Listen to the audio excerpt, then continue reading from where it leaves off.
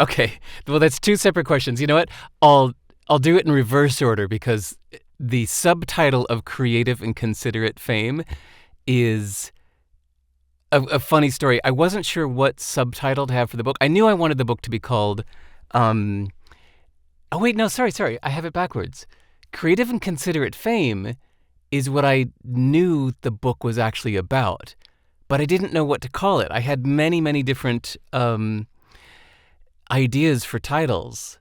And so finally, I just did a word count in the book. I said, show me the most popular words used in the book in order. And after the obvious, A and the I, the next most popular words were your, music, and people. And I went, oh, well, there's the title. It was just a word count. So, no, Creative and Considerate Fame is what the book is really about. And Your Music and People was the title chosen from the word count. Okay, so that's the tiny answer. The bigger question there is why I wrote it. It's not about the book. It's actually while I was running CD Baby. So sorry, anybody listening, long ago, a million years ago in 1997, I was a musician in New York City selling my own CD at a time when the world was different and there wasn't even PayPal at the time. Amazon was just a bookstore.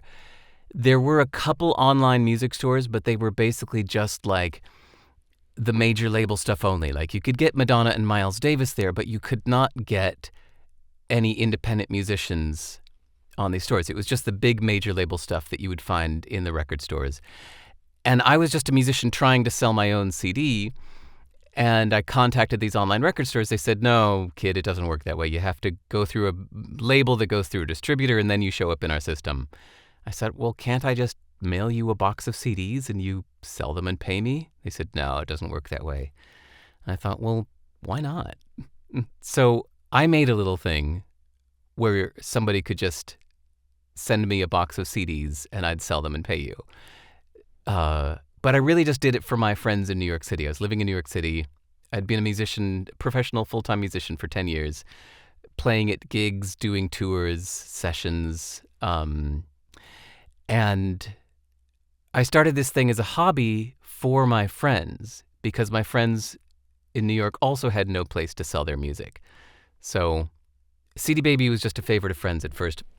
But then, shortly after I started it, lots of people were asking my advice on like, how can I call attention to my music? How can I stay in contact with my fans? Or how can I, what do you recommend for this? Or how do I get the attention of music supervisors for film and TV? And I kept answering people's questions. And at first I'd just answer them maybe like over the phone or over an email. And then I thought, well, I've answered the same question twice. I should write it down. And so I started keeping a collection of all of my advice for musicians.